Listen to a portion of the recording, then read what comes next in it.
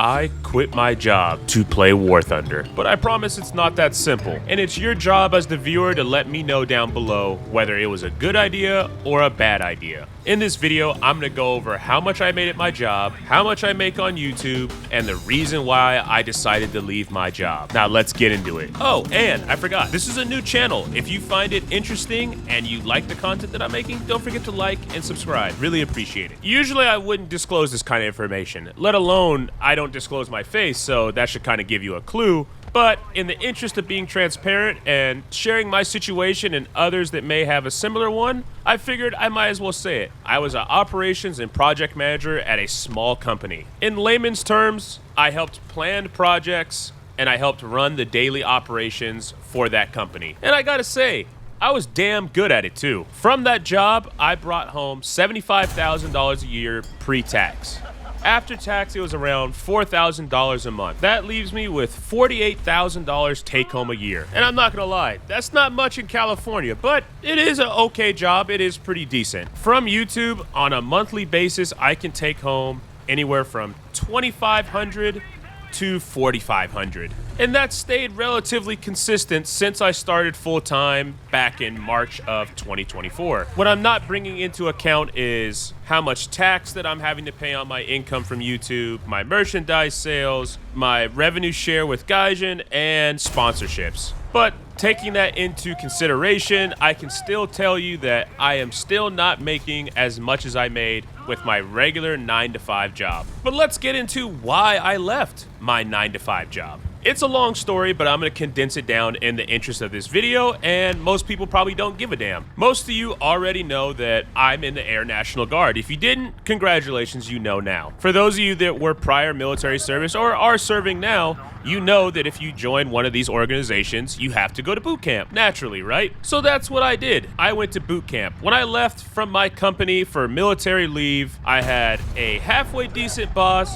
an okay personal life, and everything was working out. I had talked to my job and let them know my situation, how long I would be gone, which ended up totaling about 3 months. But mind you, before I joined, I had a very candid conversation with my employer and let them know, hey, if this is something you would like me not to do because you may need me really bad in those 3 months, let me know now before I sign up or sign any contracts. Kind of overextending my kindness to the company. And the reason I did that is because the company treated me very well. They had flown me out to New Orleans for, a business thing. They had let me take 2 months off of work and work remotely to get a certification and a plethora of other things. So I wanted to make sure they were okay with my move. And they said that they were. So I go to boot camp while I'm in my technical school, or basically your job training school for the Air Force. I found out that my boss had quit. Mind you, my boss had my phone number, my work phone number. I had my personal phone, my work laptop with me in the hopes of possibly working remotely while I wasn't at work. But fast forward into the future, when it's time for me to come back, I have a new boss. I have a predetermined start date, and he asked me to come in before my start date just to help counsel one of my employees. And I thought that was kind of weird. You don't really call someone to come back early from military leave, but I did it anyways out of a show of good faith, and it's a new boss. I want to be on their good side. But when I tell you that meeting didn't go the way that I planned, it didn't go the way that I planned. Mind you, I'm an operations manager. I have a assistant manager and supervisors and regular workers under me. This meeting happened to be a counseling meeting or a punishment meeting for my assistant manager. This was beyond surprising. I come to find out later from other sources that that meeting was set in place so that I would see the new tone of the new boss and possibly, quote unquote, be scared of the new boss. And a lot of you guys know me from my main channel, and some of you know me on a personal level. I don't give a damn. I know my rights. I know what I'm allowed to do as a worker. And I never do anything wrong. So I know I have nothing to be scared of. But then my assistant manager comes to me and lets me know that the new boss had told him in confidence that my military service is bullshit, and that if I think that I can go off for 3 months and come back like nothing happened, I have another thing coming for me. AKA, he wanted to fire me. And I gotta tell you, Kila West ain't no bitch.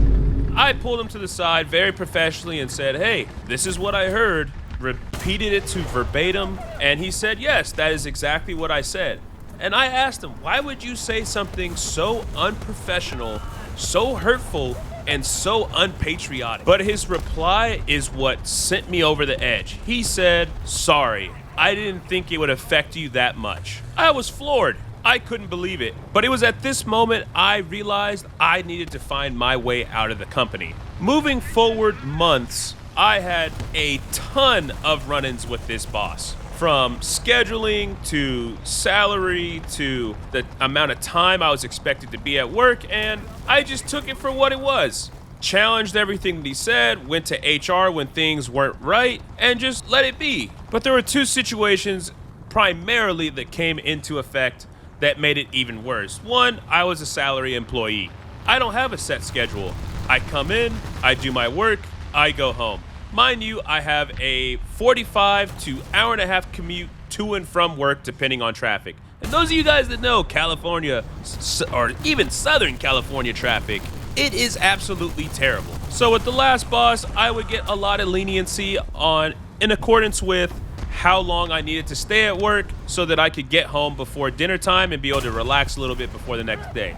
This boss did not have that sentiment. He wanted me at work from 9 to 12 to sometimes even 15 hours at a time, and that just wasn't gonna fly. On top of that, I was expected to make a schedule for myself 2 weeks in advance every time. I had some military leave time that I needed to take care of to get some training done, so I had put that on the calendar. And mind you, I put it on the calendar like I was instructed 2 weeks ahead of time.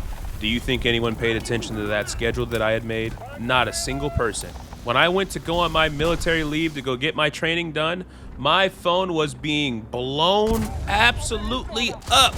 And it took me explaining the situation with screenshots to HR to get him to back off and stop emailing me, texting me, and calling me where was I and why I wasn't at work. Eventually, I just had to send an email to the CEO of the company, the regional manager, and the head of operations to let them know what was going on and my situation. And nothing was really solved. In respect to them, I'm sure they talked to my boss and let them know that he needs to lay off, but I was not satisfied with the amount of care that was given to me personally. And thank God, at the time, my YouTube was doing well, I was getting sponsored videos, so I said, you know what, why don't I leave, do YouTube for a time, or for a period, and look for a new job. And that's where we're at now. Full-time YouTube. I'm gonna probably start looking into getting a new job, but I'm able to do this job because of the Air National Guard and you great people out there watching these videos. Of course, this story is kind of condensed down for YouTube, but what do you think? Was it a valid reason to leave